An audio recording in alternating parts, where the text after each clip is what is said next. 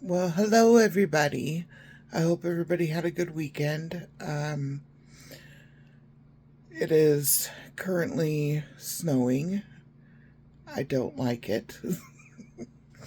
um, I'm not. It's a lot for me mobility wise, and being in the cold now is killing me as far as arthritis goes.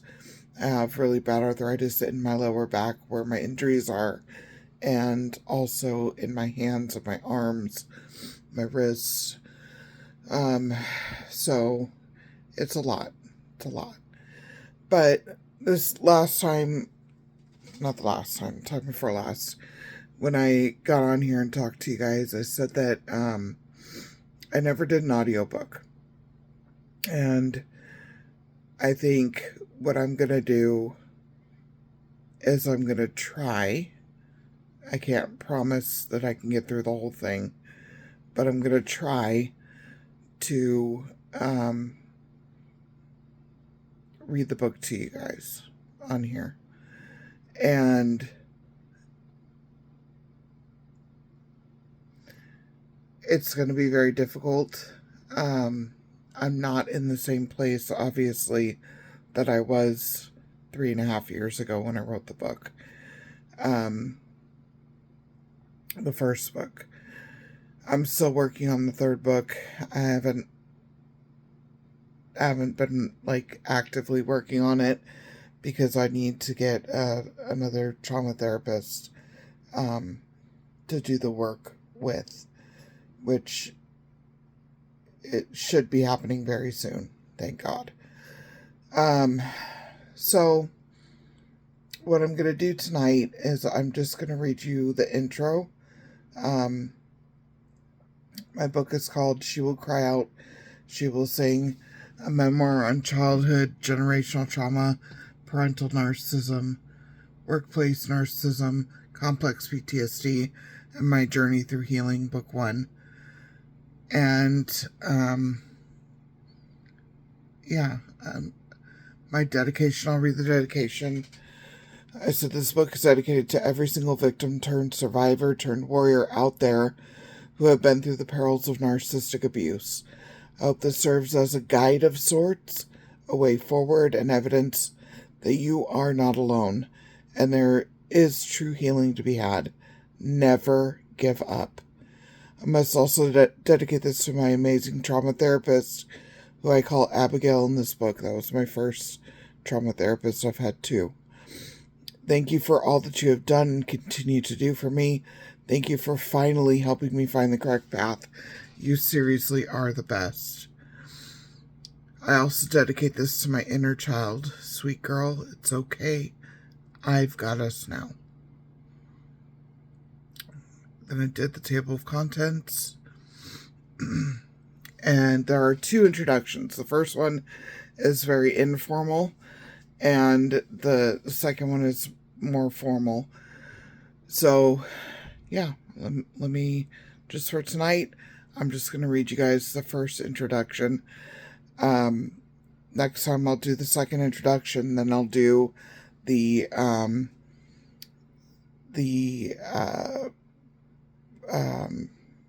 trauma timeline. Now, something that I want to say is I am not a trauma therapist. I am not a therapist of any kind. I am a woman that has been through lifelong narcissistic abuse and had an awakening when I was 42 years old. I'm about to be 46 in a few days.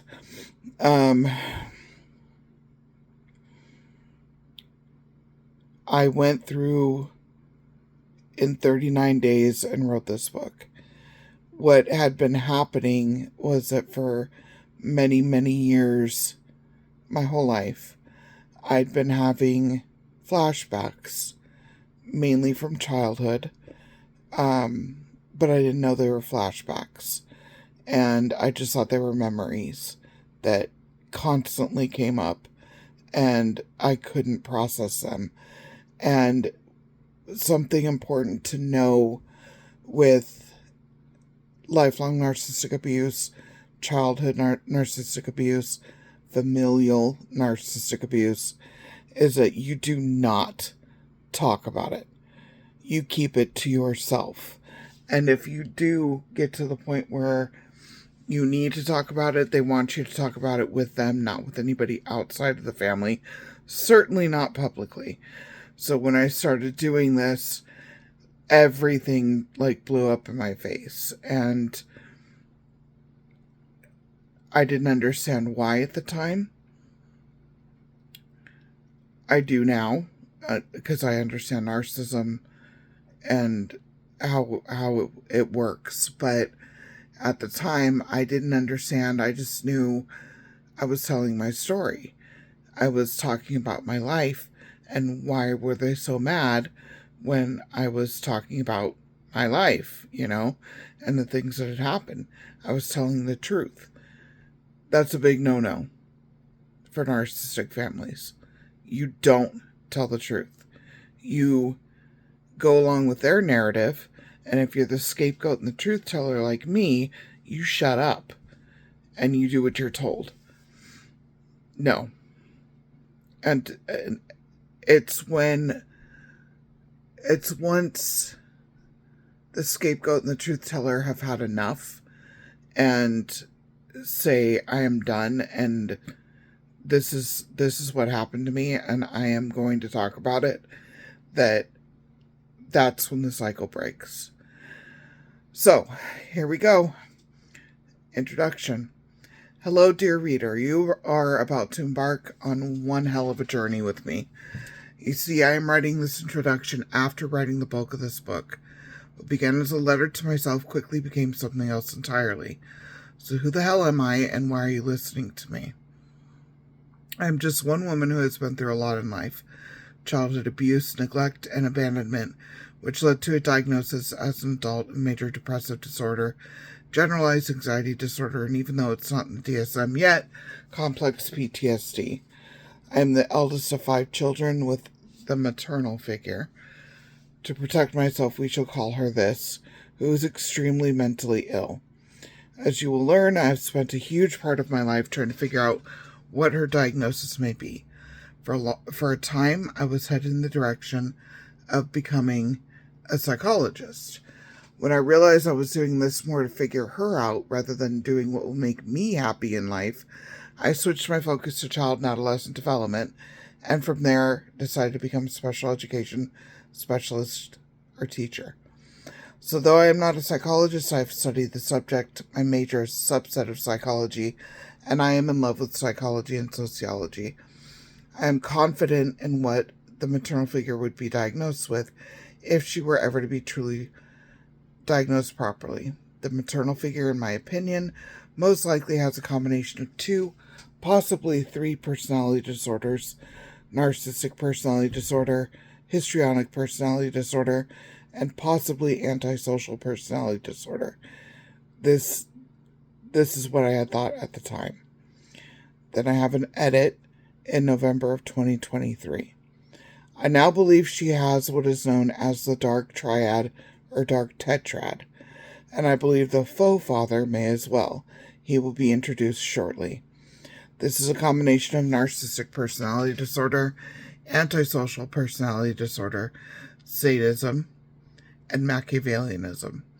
Dr. Ramani Durvasula also believes that paranoia should be added to this. Yeah, I know, that's a lot. She is a lot. She's very, very, very ill. However, in her mind, it is everyone else that is sick. She's the sane one. There is no arguing with that type of sickness. I honestly do not believe that any amount of therapy or medical intervention could ever help her. This is, and most likely always has been, her. My focus has been on her for so long I lost myself in the process. However, I am most definitely in the process of finding myself. That is what this book is about. I'm not going to lie to you, reader. This book is intense. You may need to pick it up and put it down many times. It's incredibly triggering, especially for those who have been affected so deeply by trauma. Please take this trigger warning seriously. I'm hoping that this book brings hope to those that have been affected so seriously by trauma, as well as family and friends of those that suffer from complex PTSD and PTSD. Both, I believe, are so misunderstood. I am hoping that it also brings light to what narcissistic personality disorder is and how it affects the children of parents that have it. I have been reaching out to many friends and family regarding what I have been going through as of late. It is really difficult for most to understand. I believe they don't know what to say or do to help. There is no easy answer to those questions. Sometimes all we need is to just have someone there. Not even to talk to, just to be in our presence, to help us not isolate, to help us ward off the dark thoughts, rumination, and flashbacks. Other times, we need to just be out of our heads. We need joy, we need escape. Sometimes we need a vent. Sometimes we don't know what the hell we need, because we're still trying to figure it out. It's as if you have been in a coma, and this whole existence you have known has been nothing but a dream, a nightmare of sorts. When you are awakening from it, it is a mindfuck. Everything you believed to be true was a fallacy, nothing but lies, deceit, secrets. The flying monkeys, also known as the enablers, in narcissistic relationships have created a false narrative for all of your life to protect and attempt to appease the narcissists. It is exceptionally difficult to process through. Narcissistic abuse is insidious, covert, and heartbreaking abuse. To everyone in the outside world, things look rosy, but behind closed doors, it's nothing but lies, head games, bullying, and abuse. The children in these families have no idea there is anything other than what they are raised in. However, there are some children, the chosen few, that inherently know there is something wrong. These children are what Dr. Ramani Durvasula, one of, if not the leading experts on narcissism and narcissistic abuse survivors, calls the truth tellers. I was one of these children. I always knew there was something off about the family. I was 100% the black sheep of the family. The older I became, spending time with friends and their families, going to extended families' homes, seeing how other families function when they didn't realize you were studying them, realizing that your family really is fucked up, is exceptionally rare for for most of these children. Dealing with the cognitive dissonance which ensues is difficult enough for an adult to wrestle with, let alone a child. The instances that are on the trauma timeline affected me in ways that are complex and horrific to confront. I've recently heard that the faux father, so named to protect myself, has set out on a smear campaign against me. As I am writing this, I am 150 pages into the book that is to follow this one. Much has happened in this time. The maternal figure, in my firm opinion, was not the only narcissist in the household. The faux father is undoubtedly a covert narcissist at best, in my opinion. I recently uncovered that when he and the maternal figure were first dating, he was 20 or 21 years old. She was 13 or 14 years old, according to multiple sources who were there when they were first together. The sister that is 10 years younger than me, will call her Kimberly, and the faux father's girlfriend, we will call her Bo, and I went out shopping a couple of years ago.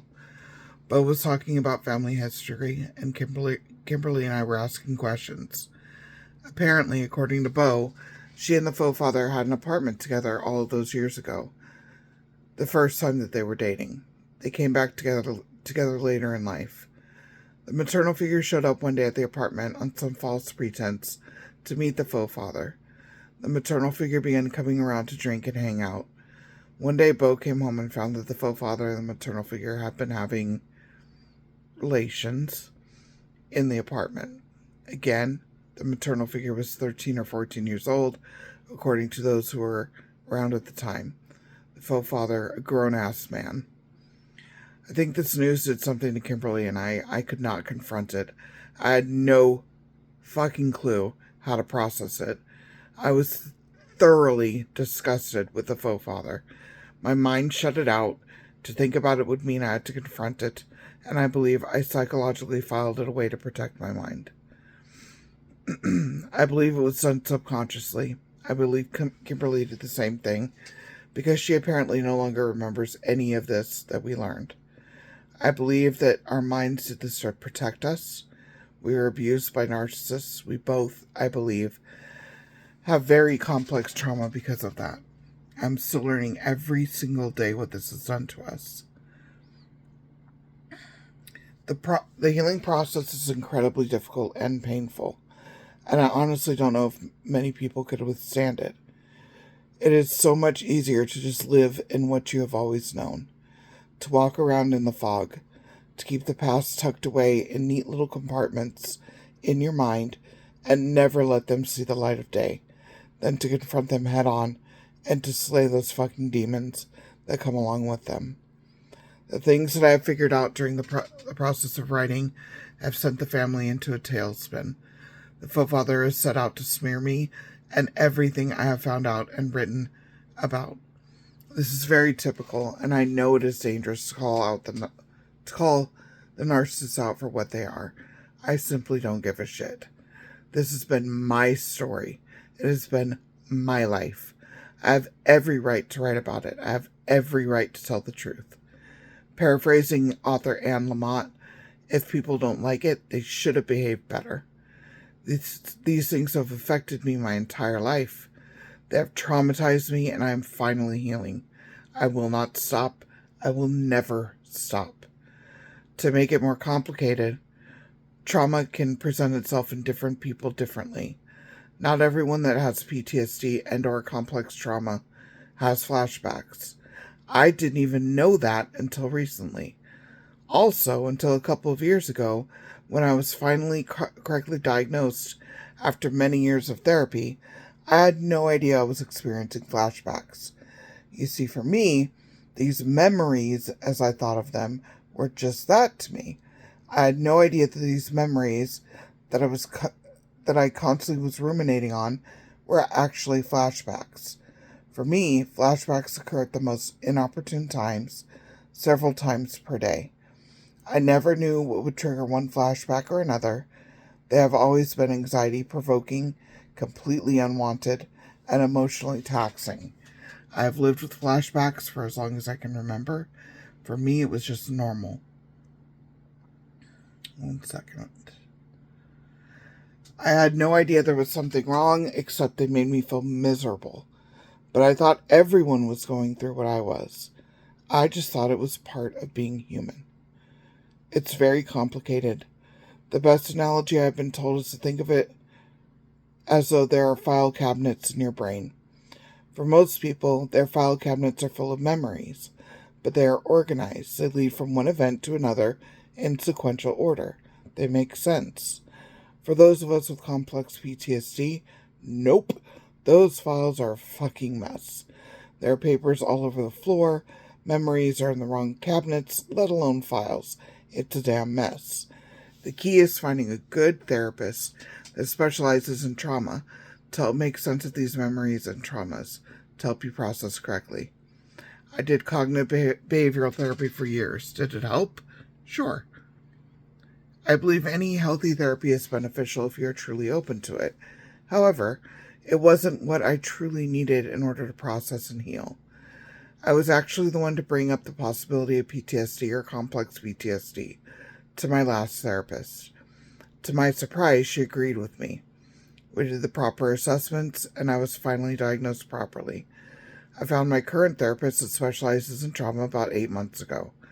She is trained in eye movement desensitization and reprocessing, or EMDR, and exposure narrative therapy for trauma, better known as narrative exposure therapy, or NET. The latter is what I've been doing, though I wanted to do EMDR. She felt that narrative exposure therapy was a better fit for me. Honestly, I thought she was wrong. I thought EMDR was going to be what finally helped me, as I had done research on it and it sounded very promising for me. However, she was right. I still want to try EMDR. I think it may really help with some of the extreme traumas that I am still having a difficult time processing, but time will tell. The abuse that occurred with narcissistic parents is horrific. It's also quite predictable in some ways, especially when there are multiple children involved. For example, in the family, with a maternal figure in the faux father, the brother, who we shall call Ryan, was absolutely the golden child. He is the only boy. The maternal figure in the faux father constantly would say that he was the boy they always wanted. He was treated much differently than us girls. Now, please do not mistake me. He experienced extreme abuse as well. Being the golden child is not a good thing. The maternal figure in the faux father caused major damage to all 5 of us. We recently found letters from the maternal figure to Ryan that she has written over the years. As far as I know, he was the only one of us to receive these types of letters, full of apologies, saying how much she misses him. This after abandoning us all when we were children. She was trying to manipulate him into contacting her throughout his adolescence. It's all very sick. With us girls, well, at least for me, any communication from the maternal figure was vicious and cruel, usually. For myself, I have received unbelievably cruel and horrific letters and emails from her. For the last 7 years, I have not heard directly from her, thank God. Though I'm sure she will freak out if she reads this. That's fine. I'm 42 years old now, and I am healing. If she attempts any of that crap with me at this stage, she will have a restraining order put on her. I am at a much healthier stage in my recovery than I have ever been. I am not her victim anymore. I am I'm absolutely a survivor turned warrior. And quite frankly, a badass one at that. My role in the family dynamic was much different than Ryan's. I was the scapegoat and the truth teller. I believe the maternal figure resented and despised me from infancy on. She relentlessly teased, abused, gaslit, bullied, and manipulated me for as long as she could.